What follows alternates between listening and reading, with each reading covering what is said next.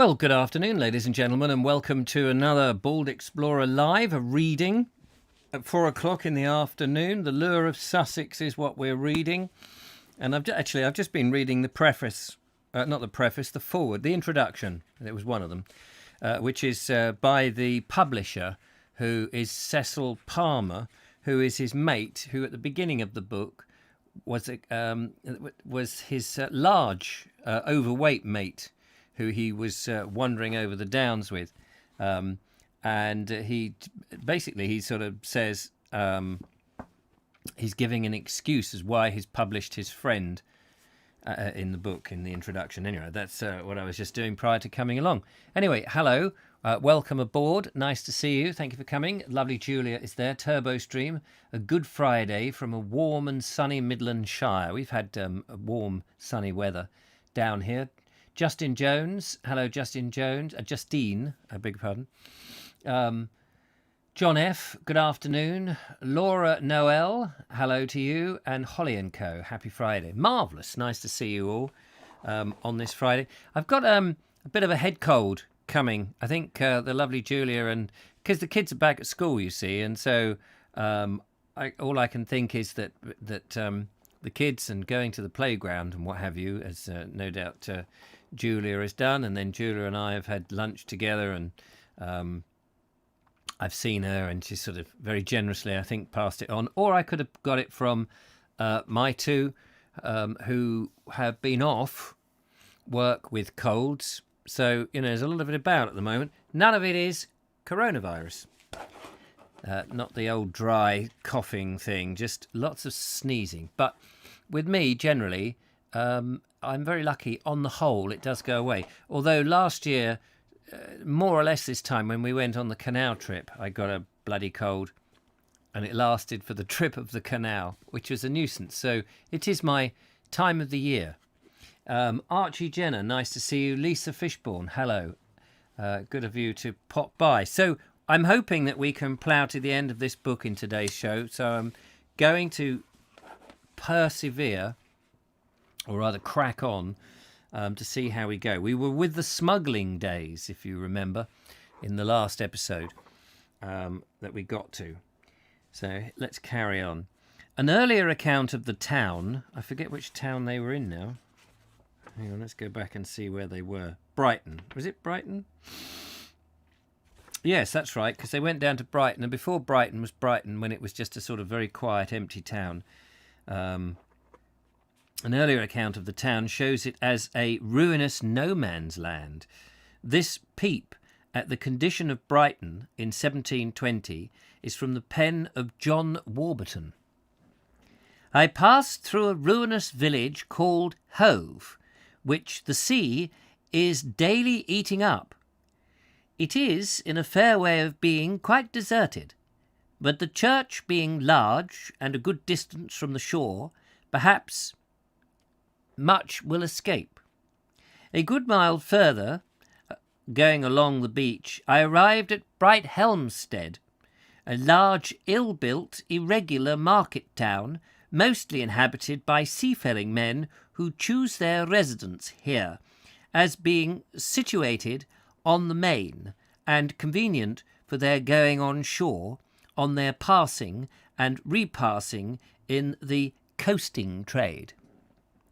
The town is likely to share the same fate with the last, the sea having washed away the half of it, whole streets being now deserted, and the beach almost covered with walls of houses, being almost entire, the lime or cement being strong enough, when thrown down, to resist the violence of the waves. The church is situated on the downs at a furlong distance from the town. It is large, but nothing about it worthy of remark. Or in the town, there not being any persons of fortune in the town, but one Masters, or is that Morley, a gentleman of good birth. So he didn't have much to say about Brighton back in 1720. How fascinating. For 50 years, the Brighton smugglers employed the ruinous old houses by the shore as bolt holes and smoting places. But in 1747, Dr. Russell, the celebrated physician, moved to the fisher village and attracted to it a considerable measure of prosperity by his zealous championship of sea bathing for disease of the glands. With the influx of visitors and residents into Brighton, the smuggling fraternity were considerably hampered in their traffic. New houses were erected, old ones were demolished, and the sea frontage improved with breakwaters and provided, in parts, with a banked-up carriage road illuminated with oil lamps. Those swinging oil lamps broke up the shadows of the night, and the new houses attracted inquisitive foreigners who poked their noses into the business of any poor honest fellow whose duty took him along the seashore or over the downland tracks with a keg or two of brandy. But the fish market on the beach still remained a haunt of the old breed, and here, even up to 1810, a little colony of smuggler fisher folk lived in the ancient buildings which adjoined it. One can well imagine how thinly settled Brighton was in 1700, when she could only boast of 600 houses in 1770. And one can well picture the waste of shingle beach extending to Shoreham, a shy, secretive place running up to the solitary pasture lands that gave way to some of the wildest and roughest downland tracks in Sussex. It is hard, actually, now to imagine Brighton, Hove, all the way over to Shoreham as being this deserted wasteland of a shingle beach. I mean, it's still got the shingle beach, and then these very peculiar, dangerous pathways up onto the downs. It's really, in the space of 300 years, it's amazing how much has changed. As a matter of fact, Hove was a notorious smuggler sanctuary, and even up to 1835 she was dabbling in the prohibitive traffic. A bishop's Brighton in the olden times contains the following cases of smuggling at Hove. Hove and Preston were formerly ecclesiastically conjoined, the service being conducted at each parish church on alternate Sundays. One Hove Sunday, the worthy vicar, in full conicals, went to the church to do duty. To his astonishment, the bell was not going, and on inquiring the reason of the sexton, the individual coolly informed him that he had made a mistake, that in fact it was Preston Sunday. The vicar felt certain he was right. The sexton as stoutly asserted, No, you're wrong. But the vicar would not give in, and ordered the bell to be rung forthwith. The sexton said, It's no use, sir. You can't preach today. Why not? Exclaimed the vicar indignantly. Because, rejoined the sexton, the church is full of tubs, and the pulpit is full of tea. This incident must have occurred under an improved state of ecclesiastical affairs in Hove. By the Reverend J. Messop, published in the Gentleman's Magazine in February 1792, it is stated, Divine service is only performed in the church once in 6 weeks, the writer adding, and by appearance of the ruinous state in which it is at present, that will soon surely be neglected. Possibly a more daring act was never perpetrated than that which took place on Sunday morning, October the 10th, 1819. A suspected smuggling boat was seen off Hove by some of the custom house officers. They, with 2 of the crew of the Hound revenue cutter, gave chase in an old galley. On coming up with the boat, their suspicions were confirmed. They at once boarded her, but while intent on searching their prize, 9 of the smugglers leapt onto the Hound's galley, and thus escaping, rowed off, rejoicing. They, however, hallowed before they were out of the wood, for landing at Hove, 7 only escaped, and 2 being taken prisoners by some of the other officers who were in waiting for them. The fact becoming known through the village was a cry, "To the rescue!" Upon which a large company of smugglers assembled, and according to advertisements respecting the affair issued by the customs authorities, commenced a desperate attack upon the officers, and having overpowered them, assaulted them with stones and large sticks, knocked them down, and cut the belts of the officers' arms, which they took away, and therefore enabled 2 of the prisoners to escape. With a view of bringing the offenders to justice, the commissioners of His Majesty's Customs were pleased to offer a reward of £200, but as a matter of course, without effect. The cargo of the smuggling boat consisted of 225 tubs of gin, 52 tubs of brandy, and 1 bag of tobacco.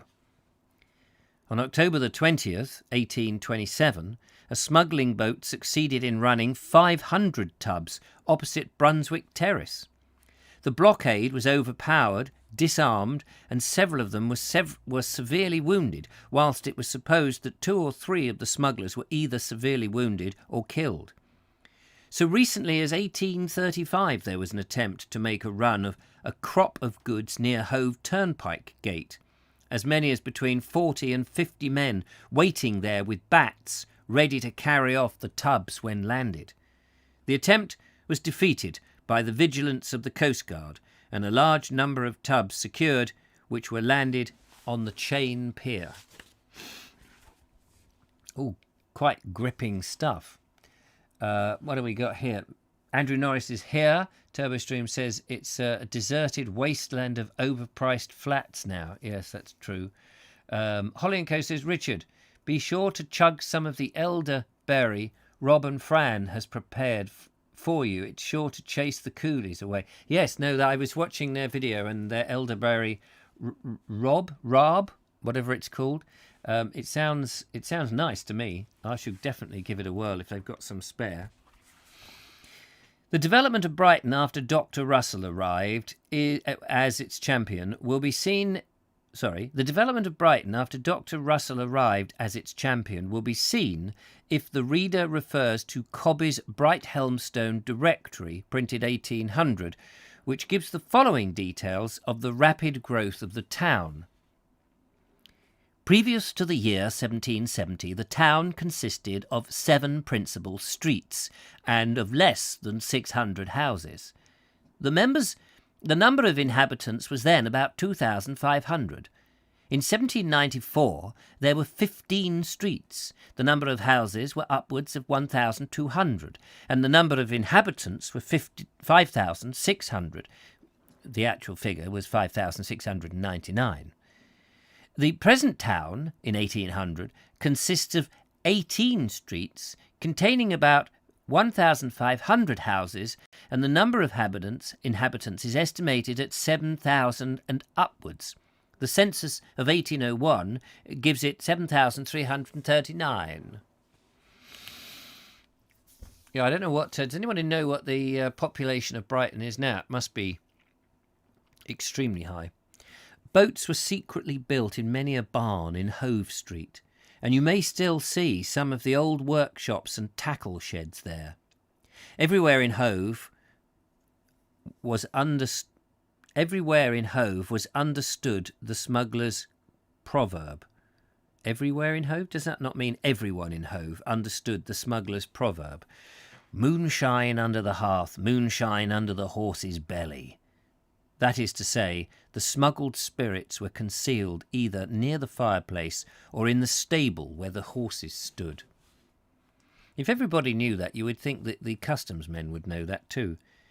The Ship Inn at Hove was a favourite meeting place of the Brighton and Hove smugglers. Some years ago it was pulled down and rebuilt, and it still remains its old name and position. Smuggling was much in vogue at Hastings. Lawlessness was the rule of the old town for nearly 200 years, and the history of its fishing luggers carries with it an amazing calendar of contraband performances, both tragic and amusing. Every variety of smuggling was followed by the Hastingers. They shipped the Sussex wool to Calais in their own illicit manner. They carried guineas to the continent to pay the troops who were fighting against us in the Peninsular War. They worked for spies and carried their reports. They fished sometimes, but ceaselessly. Oh, they fished occasionally, so they did occasionally do some fishing, but mostly smuggling. But ceaselessly they imported silks, teas, spirits, and tobacco without remembering to pay duty. Oh, how remiss of them not to remember to pay the duty. The guidebooks all tell you that the people of Hastings are called chopbacks because their breed can be traced back to Danes and Norsemen of old who were famous for an axe stroke which cleaved their enemies from skull to backbone. Really? Alas, for the guidebook history, this is only a tale to tell for the bean feasters and charabangers. But a tale to tell to true Hastingers it decidedly is not. The association of chopbacks with the sturdy galleons of Hastings is a much more recent and definite than the days of the Norse rovers. It is in fact so recent as in the year 1768. Oh, I see, so it's a bit of a myth, is it? The true details of the chopback affair will be found in the story, or rather the Admiralty Court report, on 13 men of Hastings who were included on October the 30th, 1769. They were indicted, rather, for piracy and murder on the high seas. Those turbulent seafaring cutthroats were members of the notorious Ruxley gang, who hailed a Dutch hoy off the Hastings coast on the pretence of bartering goods, and having boarded her, fell upon the master, Peter Boots, and chopped him from the crown of his head to his chine. Where's his chine? The ruffians afterwards boasted about their frightful deed. In November 1768, the government determined that the audacity of the Hastings smugglers was getting beyond the borders of human endurance, and forthwith sent 4 troops of the Inniskilling dragoons to arrest the men who were betraying themselves by their boastfulness in every inn in the old fishing town.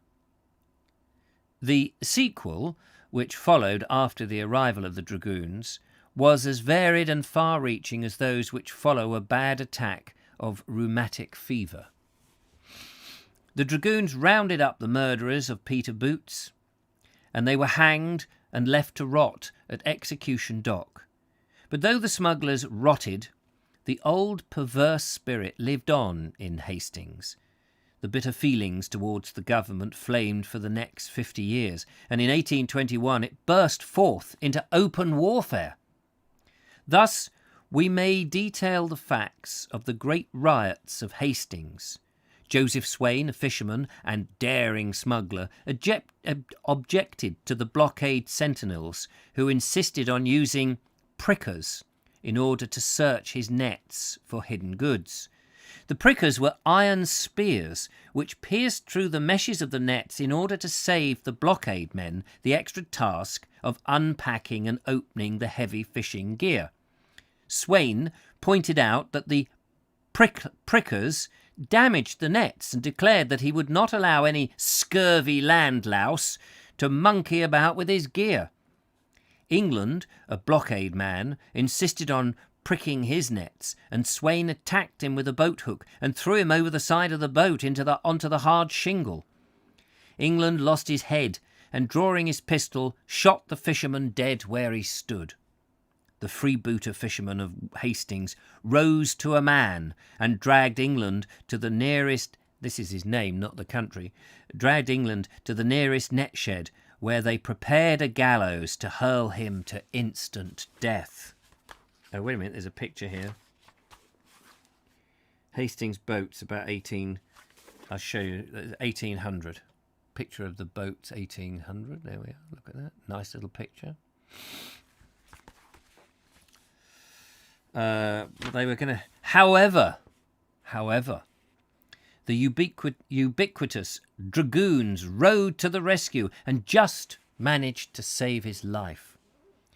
The lieutenant in charge of the Hastings blockade was, however, forced to surrender England to the civil authorities, and in his report to the Admiralty pointed out that parties from Towers 39, 42, 44 and 45, with cavalry from Bexhill, had to be rushed up in order to overawe the infuriated populace. England, of course, this is the man, not the country, was held for the murder of Swain. The blockade men in the Hastings Tower, who had been besieged by yelling, bloodthirsty mob for some days, at last made an attempt to cross a field to their stores and were assailed with missiles so furiously as to put them in danger of their lives. One of them, being attacked with a sword, fired his pistol over the smuggler's head to drive him away, an act which led to the Hastings magistrates to demand him to be given up and lodged in jail with England. The attitude of the magistrates was very lukewarm towards the blockade men. Indeed, it may be said that they were almost hostile to any power which opposed smuggling. Therefore, we are not surprised to learn that England, the man, not the country, was committed for trial on a charge of wilful murder. England, remember, was on the government side, but it looks like the trial judge was in with the smugglers, or the smugglers had something on him, so he was making it difficult for him. Anyway, this bloke was tried at Horsham on March the 28th, 1821, and was lucky enough to come under the direction of a non-smuggling judge,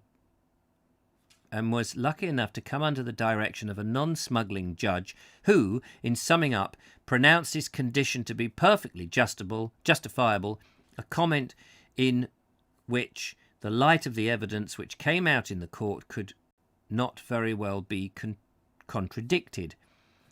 Oh, I see. So, in other words, a sensible judge came in and said, well, you're on our side, then you were doing your job.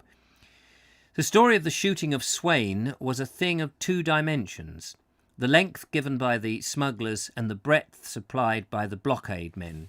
It appears that Swain, in the blockade men's version, snatched the pistol and that the discharge was accidental.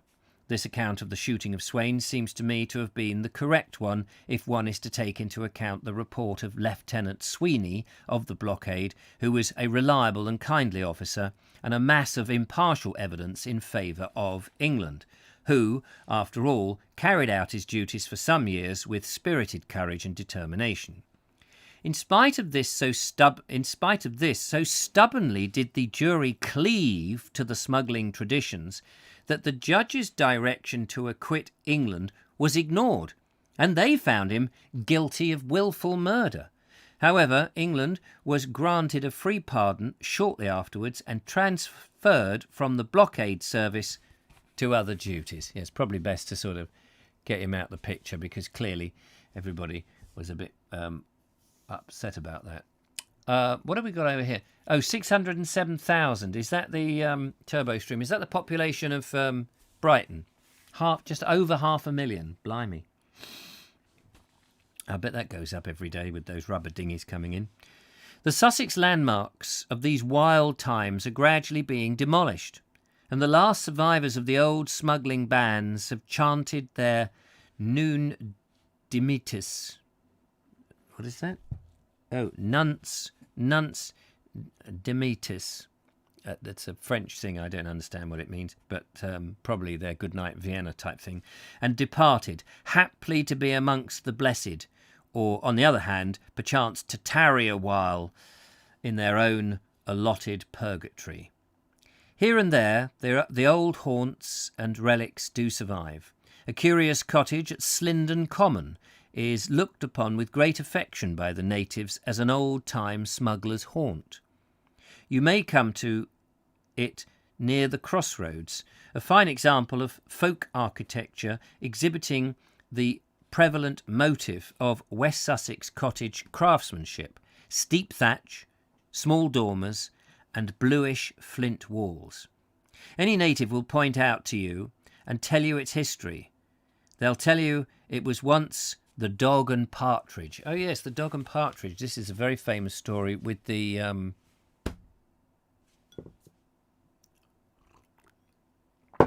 Hawkhurst gang, if I've got this right. Yeah, Richard Hawkins, that's right.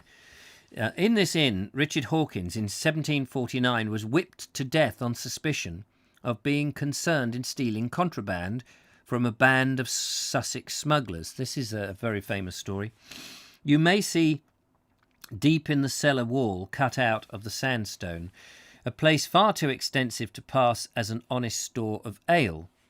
Slindon village was a great place for smugglers, for it was, and still is, a weird and lonely place. Well, I don't think the people of Slindon would be too happy about that. This Richard Hawkins, yeah, he was beaten up, and then he was dumped into the pond at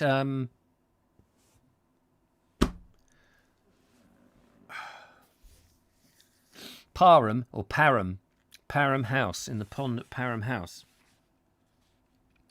The Hawkhurst gang also, there's an even more famous story of, what's his name?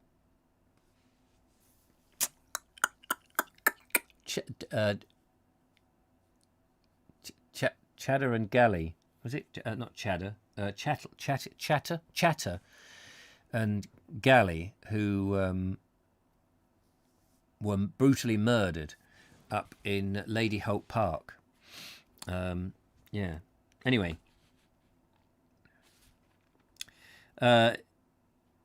Slindon has a strong association with the famous writer Mr. Hilaire Belloc, and here at the Grange, where the bosky country rolls down to Bognor, he spent his childhood and imbibed the ancient magic of charm of West Sussex.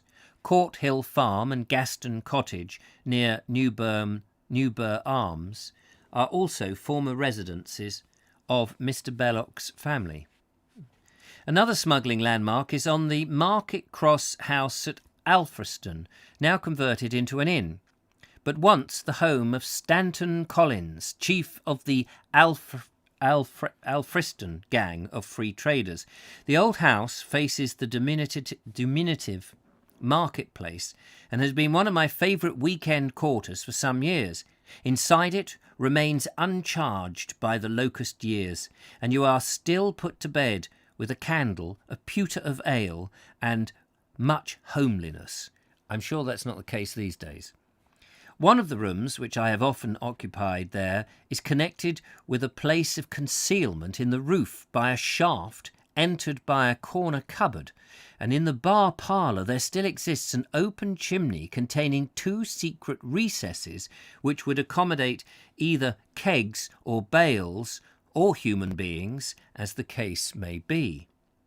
The market house is a veritable network of corridors which gives access to 21 rooms, 48 doors and 6 staircases. The room in which the Alfriston gang plotted and planned over their smuggling operations is in the rear of the house and has 5 doors, 2 leading to the roomy stables and barns where Collins kept his pack horses and lodged his smuggling commodities. The stables still exist in their original state. I'm not sure that they do. But it is the bedroom with the skulking tub holes and curious shaft which means so much to me. I often hope to return and sleep in that room where the silence watches, and I can prowl about communing with the spirits of Stanton Collins and his desperate hangers-on, and think my way back to the days when the riding officers and the scarlet-clad dragoons clattered into the market house only just a fraction of a minute or two late to intercept the scurrying smugglers retreating through a dozen convenient doorways. You can picture the scene, can't you, of this sort of old village pub and all these people dashing about down these little narrow corridors and disappearing into doorways as the dragoons come chasing in, finding nothing. It fires up the old imagination, I think, which is important. Evidence of smuggling may be found at the Bell Inn at Rye, says a writer in the Sussex County magazine in August 1928, the same year that this book was published. The inn stands at the end of the High Street on the Mint and still holds its licence. Well, I'm glad to hear it does. Next to it is a shop which in the 18th century was connected with the inn by secret doorways. In the room at the rear of the shop, a tall recess or cupboard is built into the wall opposite the old bell, and this cupboard being 7 feet and 3 foot 6 inches wide with 2 large single panelled doors. Years ago, this was a revolving cupboard, and one could step into the space immediately behind the fireplace and through a doorway into a yard. The doorway is also bricked up. Nothing could be easier for a smuggler wishing to escape detection than to step into the cupboard, close the doors, swing the revolving part round, enter and swing it back again, and make his way out into the yard into another street. Also, contraband could be smuggled into the inn without any difficulty. East Dean, near Burling Gap, was the home of Dipperayes, a famous smuggler.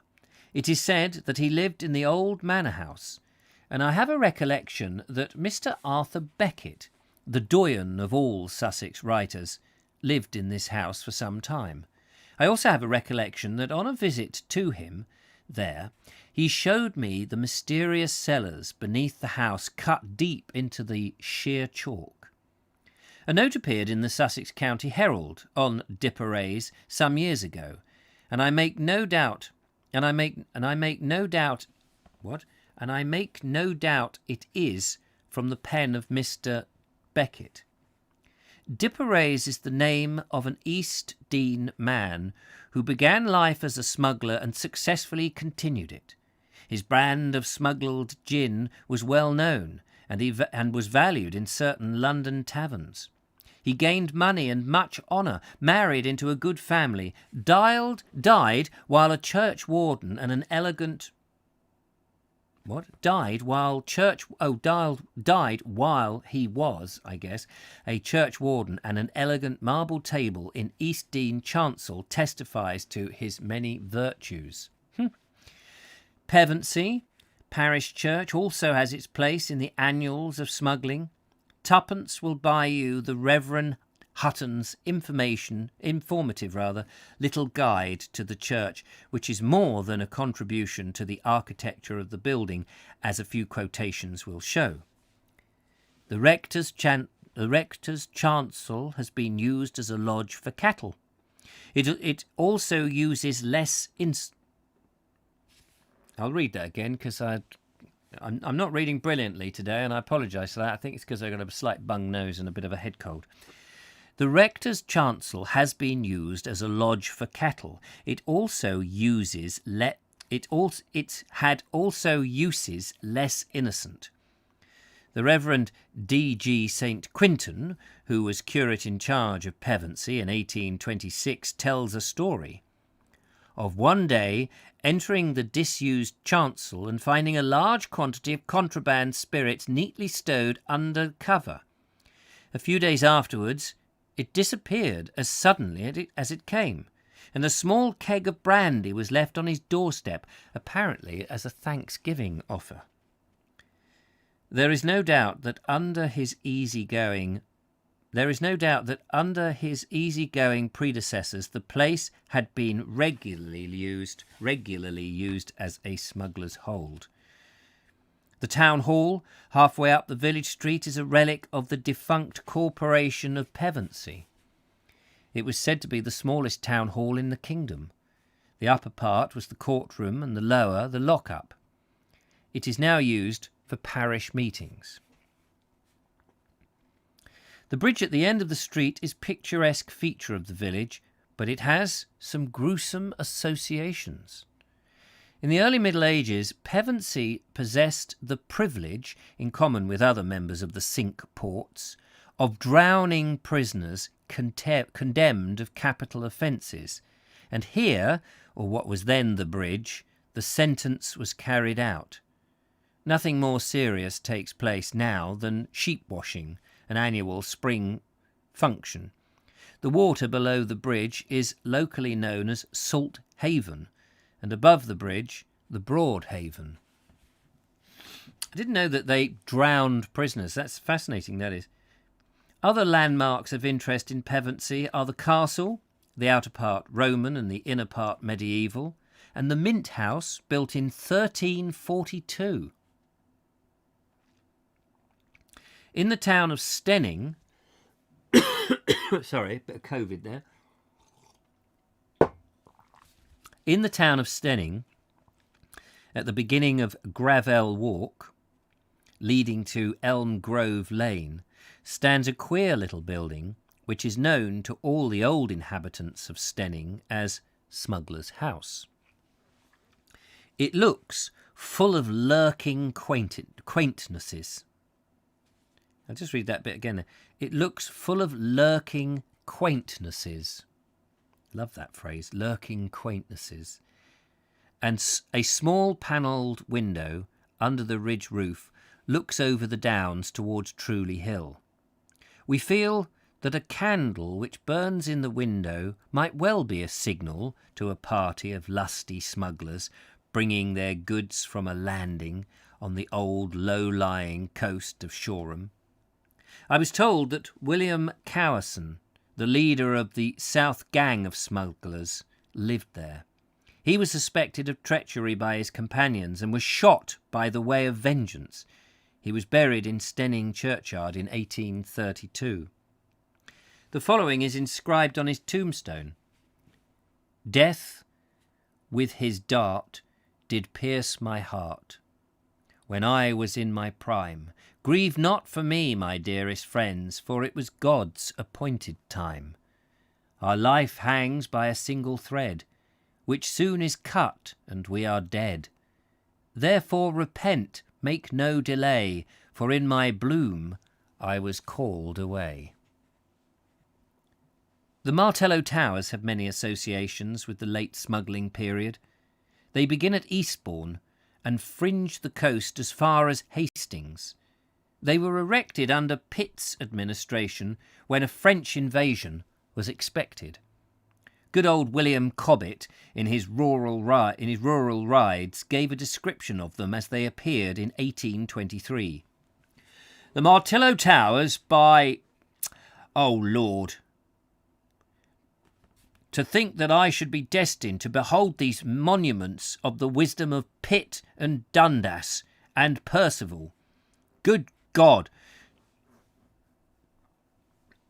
Here they are, prides of bricks in circular form about 300 feet.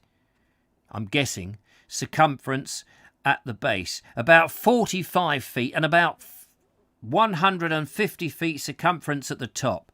There is a doorway about midway up in each, and each has 2 windows. Cannons were to be fired from the top of these things in order to defend the country against the French Jacobeans. The Martillo Towers were first used as blockade stations up to the year of 1831. There is a considerable misunderstanding regarding the customs and excise officers, the men of the blockade, riding officers and the coastguards. It will be as well to briefly describe the duties and development of the various detachments used by the government to counter and check smuggling. The riding officer was the original preventative man. How far have we got? I'm hoping that we can get this done. I am trying to read as quickly as I can. I hope it's all right. Ed Loud says, "Oh, hush, Richard. If you told us once, I told you 1,000 times, we don't expect your reading to be perfect. You're not a robot. Small mistakes add to the charm. All right. And we don't expect your hair to grow back either." What are you saying, man? The Story Explorer, says Chris. Yes, well, we certainly are. I hope this isn't too intensive, all this smuggling stuff. He seems to have sort of got off course, really, in this book, isn't it? He's sort of wandered a bit to concentrate on certain spheres, as opposed to the traveller going around. But hey-ho. He's giving us lots of interesting stories. So he's now going to describe us the different departments of the customs and excise officers. The riding officer was the original preventative man. He was a freelance mounted policeman and was a member of a corps which was probably in existence in the year 1600 or thereabouts. We know that the riding officers were an important force in 1698 for their maintenance cost the country an annual sum of £20,000. The riding officers worked in conjunction with the officers of the customs and excise on shore, while the revenue cutters, who were not above suspicion of possessing contraband proclivities of their own, were supposed to do what they could to cope with the free traders afloat. This was the arrangement which existed prior to the formation of the Coast Guard service. The next step was to establish the blockade system on the coasts of Kent and Sussex in the year 1816, and for this purpose a man of war, HMS Hyperon, with 42 guns, was stationed at Newhaven, and her crew, broken up into detachments, were quartered in the Martello Towers. The blockade lasted until 1831, when the men were paid off and the Hyperon was towed to Portsmouth. After this came the era of preventative men, the personnel of the preventative water guard, who fell into the places of the old blockade men. The water guard was a volunteer service formed of willing men from the revenue cutters and men of war, while the old blockade was chiefly formed of Irish landsmen and bluejackets, who had been compulsorily detailed for the service. The blockade men took over the coast when smuggling was at its most lawless and prevalent, and it must be said to their credit they checked the operations of the free market traders, the free traders, very considerably. Indeed, it may be said that they were the first force to strike terror into the hearts of the intrepid smugglers on the south coast. The Sussex smugglers had regarded the riding officers and the excise as sportsmen who were inclined to sympathise with them to a point, but they found the men of the blockade tough nuts, and what was more awkward still, foreigners who were devoid of any territorial compassion. Well, that was the way to do it, because obviously if you lived in the area, you could say, well, I'm going to get you and your wife and your kids if you don't let us pass. But if you employ people who have no interest in the area, of course, then they're going to be up for their job because that's how they get paid. So that was. I'm gonna get to the end of that because that's pretty much the smuggling story. And because we're on 10 minutes, there's just this last chapter, and I'm wondering if I can get through it. Probably not, but it's a few pages, so we'll breeze through this because I want to finish this because there's no point not. So this is the South Country, a brief survey. Let's see how brief it is. About the South Country, there always hovers a peculiar charm. A dreamland atmosphere overhangs the villages of Sussex, Hampshire and the Isle of Wight. You are no longer in the workaday world. Factories, motor racing tracks and the vast battalions of red brick villas have not yet swept away the quaint village streets planned and built 500 years ago. I'm not sure that's true now. Windmills whirl their arms and watermills still rumble and splash in the streams.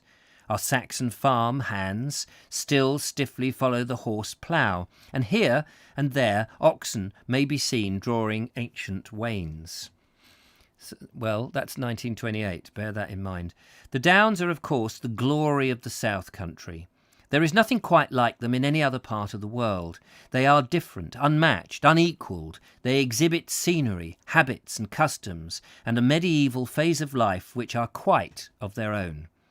They have been compared to the green waves of land, copying its neighbour, the sea. Harrison Ainsworth is not the only writer who have risen to the enthusiasm on them. No breeze so fresh and invigorating as that of the Sussex Downs, no turf so springy to the foot as their green soft sward. One great point in favour of the Downs is their seclusion. Here you are alone with the wind, sun, wide sky, and all the elemental things. The very sounds of life, the subtle, insistent trills of the lark, the bleating of the sheep, add to the sense of primeval solitude. The pilgrim may be fortunate enough to make the acquaintance of a shepherd who can show him one of the old anvil-beaten canister sheep bells. The mellow note of the sheep bells is more musical than any other bell in the world. Or he may find a cottage in which the rushlight is still made and used in its ancient holder. The dew ponds are another unique feature of the Downs. Here and there you'll encounter them on the summits of the hills, circular basin-like pools to which the sheep come to drink. You may be told that the Flint men made them, and that their construction is now wrapped in mystery, but this is nonsense. Any Sussex son of the soil will tell you how to make one. It is a matter of scooping out the earth to the depth of a few feet, leaving generally a hollow of chalky rubble.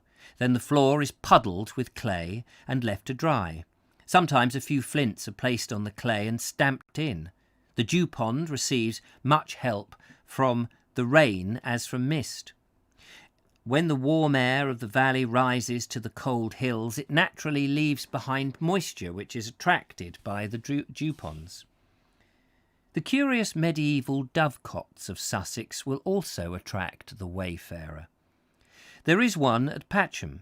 It is circular, built of local flints and buttressed with brick facing. The roof is conical with a small dormer window in it for the birds to enter. Another dovecot will be found at Charleston Farm near Wilmington. I don't know if those two are still there.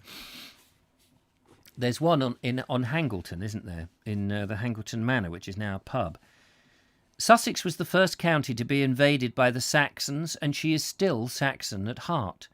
Her people yet retain the combined stubbornness of the Briton and the Saxon. It has been said that the true crest of the Sussex men is a pig couchant, with the motto, "I won't be druv." And we have all heard the following couplet: "You may push and you may shove, but I'm Sussex I'm buggered if I won't be druv." Sorry, there was a gap because I don't think they printed these naughty words in those old days. When the Saxons landed near Chichester in 477, they immediately came in contact with the hard-bitten South Country folk and found them a tough enemy. History tells us it took the Saxons 14 years to reach Beachy Head, and 491, as the Saxon Chronicle grimly records, Ali and Sissa beset André de Castor, or Anderyrida, wherever that is, and slew all that was therein, nor was there a Briton left any more. This resulted in the formation of a distinctive kingdom of South Saxons,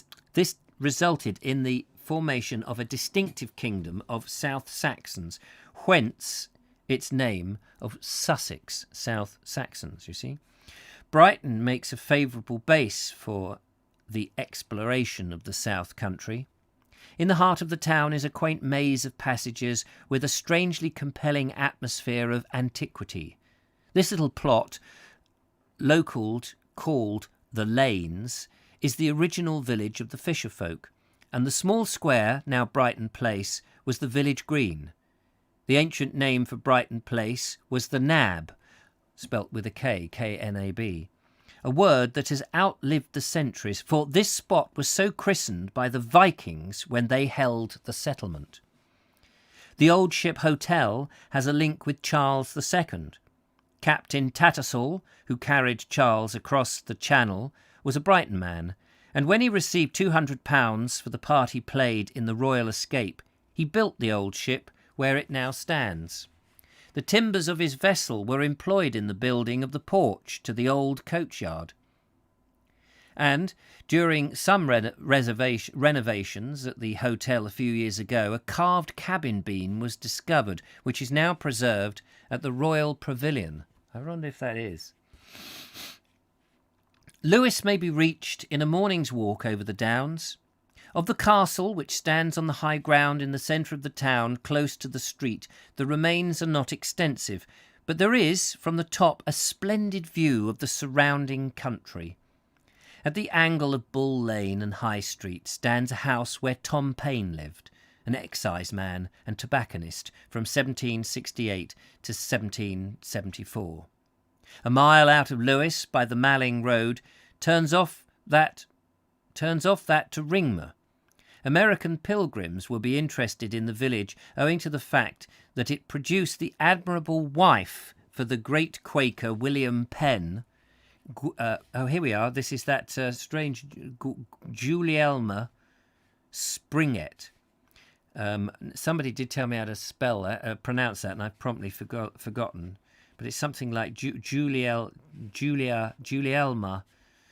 Springett. Many members of her family are buried in the church. We're nearly there, ladies and gentlemen. We're nearly there, and I know it's 1651. From Ringmer, one may choose to walk over the downs to Firle Beacon and tramp for 5 miles. The Ram Inn at West Firle is a good specimen of a simple Sussex hostelry, gabled, weather-tiled, and time-worn. The church of St. Peter contains some of the fine effigies and brasses. Firle Beacon is one of the highest points on the South Downs. Taking downland tracks, Alfriston may be reached in another 5 or 6 miles. The Star Inn at this miniature Sussex town was a monastic guest house where the pilgrims rested on their way over the hills to the shrines of Chichester. The present building dates from 1520. Actually, it's a beautiful building, if ever you see it, the Star Inn in Alfriston.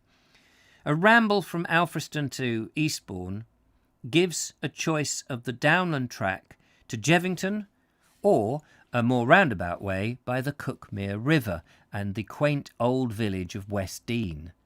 Here, a parsonage house of the 14th century still remains. It's built of stone, oak, timber, having a spiral stone stair leading to an upper story. Windows, mullions, etc., all deserve attention. It was probably built by the Prior of Wilmington.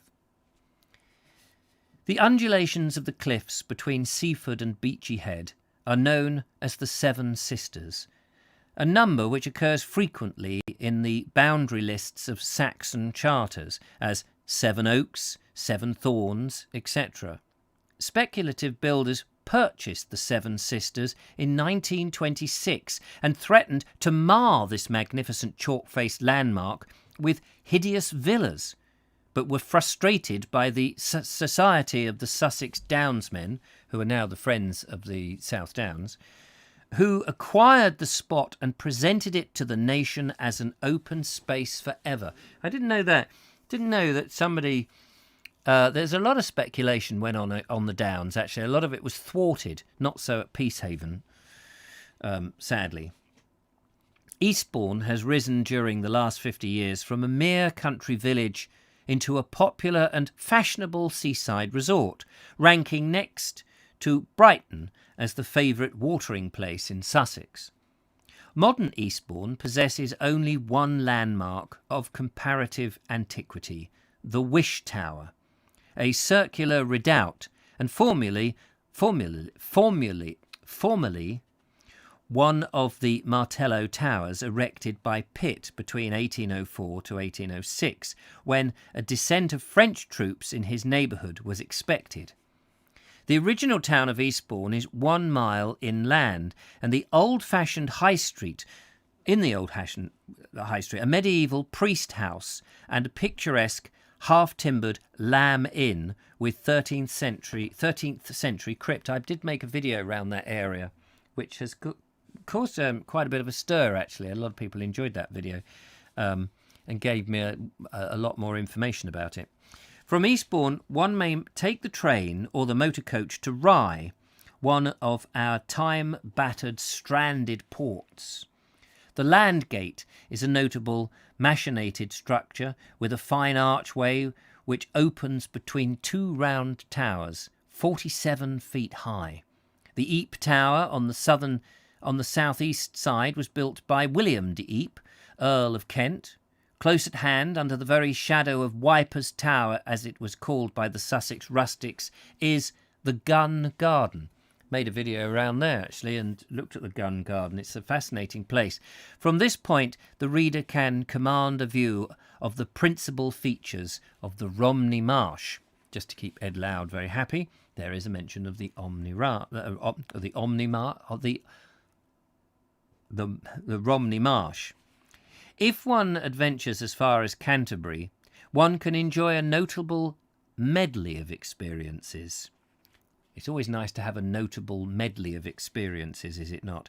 First of all, there is the Cathedral with its exquisite central tower, or Bell Harry as it's called, from a small bell given by Henry VIII and placed on top under a canopy. Then there is the tomb of the Black Prince with his coat, gauntlets and lion-crested helmet, and the relics of the Crusader prelate Walter. A tomb was opened in 1889, and the remains of his faithful friend of Richard of the Lionheart, clad in fighting gear, was discovered.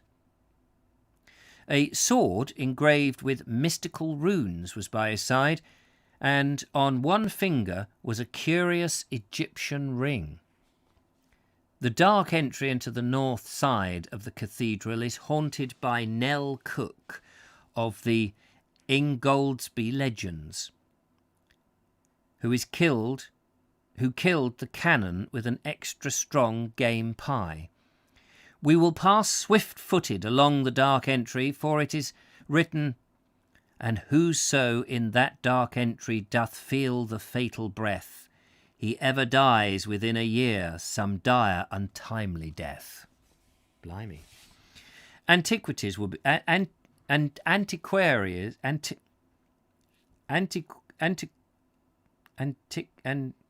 antiquaries will be interested in the Dane John, a British earthwork, and the West Gate in 1380. The latter was used for a jail for 400 years, but in late times it's been restored as a public museum.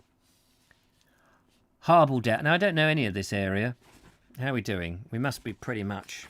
Oh, yeah, here we go. We're very close. Look at that. With 3 minutes to go, ladies and gentlemen, we might just be a little over the time. Harbledown, 1 mile west of Canterbury, awaits one with a quaint hospital of St. Nicholas.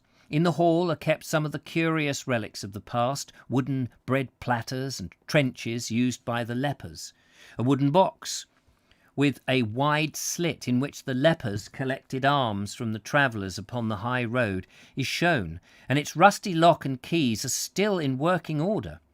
Among other relics are 4 or 5 mazzers, or ancient drinking bowls. Specimens are now extremely rare.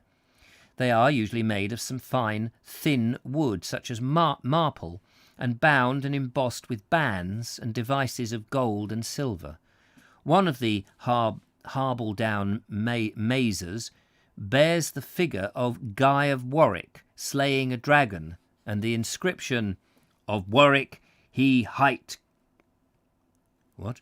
"Of Warwick he hight Guyon. Here he slays the dragon." Fordwich should be visited also. The town hall was built in 1420, and in the council room may be seen the press gang drums, the ducking stool, the ancient iron-bound trunk containing the archives of the corporation. The Isle of Wight, going in completely the opposite direction, this is a very random chapter of hastily looking at the various places in the South Country, may be reached, anyway, the Isle of Wight may be reached by steamer from Brighton, making a most enjoyable trip along the coast. I wonder if this is the Waverley that he's talking about, which I note recently got dented when it crashed into a pier. Excuse me.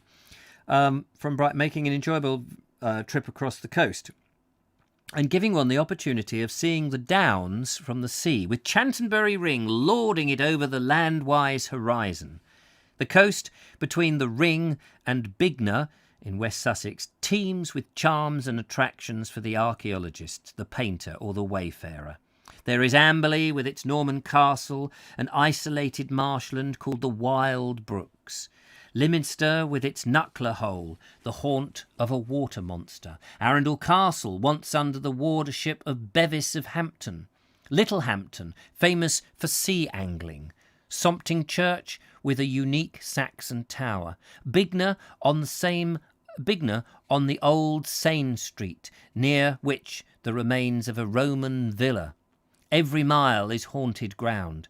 Burpham, a beautiful, unspoilt West Sussex village, which I should like to suggest to American tourists who wish to spend a tranquil week in Saxon Sussex. The Brighton steamer reaches Sandown in 3 hours, and from that point the island may be explored in a few days. One must not forget to see the Chine at Shanklin, a gorge and waterfall with a tropical luxuriance of beautiful ferns and tapering trees, nor must one forget to visit the Crab Inn, the old village, which is the most delightful little hostelry in the island. It is a thatched, begabled place built of mellow grey stone, with all the things about it breathing the quietness of a pleasant sleep. The airborne qualities of Shanklin from a unique climate, giving the place 3 distinct regional characteristics: the sea-bathed air of the cliffs, the almost tropical humidity of the Chine, and the bracing ozone of the Downs. One should not miss the statue of Sir Robert Holmes in Yarmouth Church. He was a soldier of fortune who captured a Dutch vessel near the coast of Guinea and seized the gold from which the first guineas were made. Newport boasts a grammar school, which was once the lodging of Charles I. Bembridge is a kind of Holland in Little, where the quaint crab and lobster inn is the objective point of all good pilgrims. Carisbrooke Castle and the marine residence of Queen Victoria at Osborne, now public property, are 2 landmarks teeming with memories.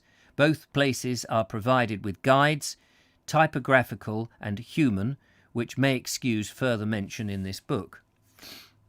We're on the last leg, ladies and gentlemen. And yes, we're just over 5 o'clock. We may cross to Ryde to Portsmouth, or at Cowes to Southsea and Southampton. The latter town has many objects of antiquarian interest. There is the fine Tudor house in St. Michael's Square, now a museum, also a fine specimen of medieval military architecture, the Bargate. Above the gate is the ancient Guild Hall, built in the reign of Queen Elizabeth, and in front of the building is a statue of George III. It was near Southampton that Canute reprove his courtiers for their flattery and impiety. It is supposed that the scene occurred on the southwest of Southampton Water, on the sea promenade in the Pilgrim Fathers' Memorial.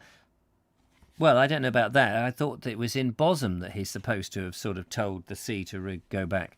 On the sea promenade in the Pilgrim's Fathers' Memorial, a graceful column of stone surmounted by a colonnade and dome supported a copper model of the Mayflower.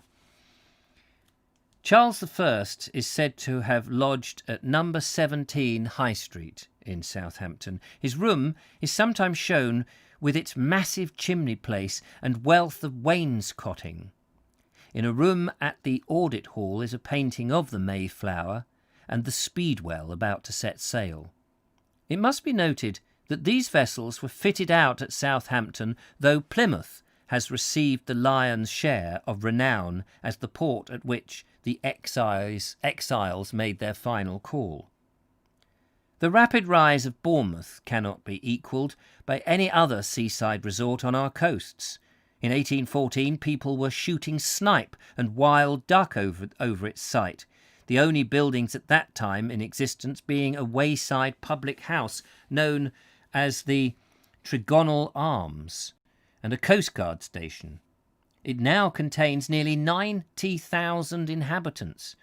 There is a fine theatre, 2 really beautiful piers, excellent sands, and pine forests which abound in health-giving properties. Pine forests? Health-giving properties? Pine forests, under which nothing grows.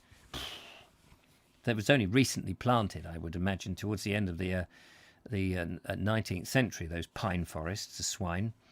Like a fair palace suddenly created by the stroke of a wand and allowed to get a little dusty, is Thomas Hardy's account of the place, which figures in Sandbourne in Tess of the d'Urbervilles.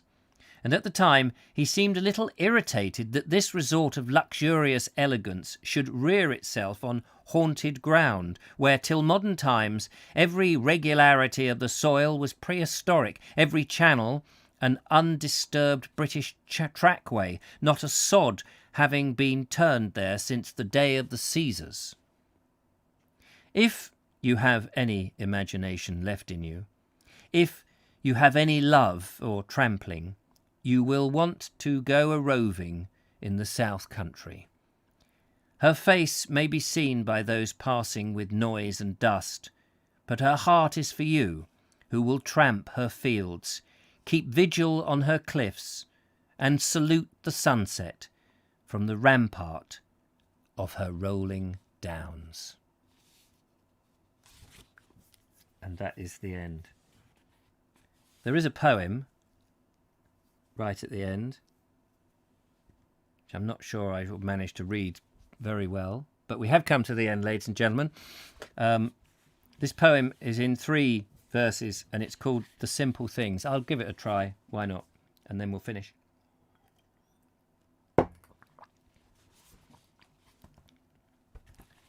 By all the rolling Sussex downs, and by the good soil's benison, by my pale moon that softly crowns bluff Chancton Hill when days is done, by all the little gifts outpoured, by hog and dog and beef and bread, and thatch and beam above my head, help me to see thy flaming sword, though very simple things, O Lord.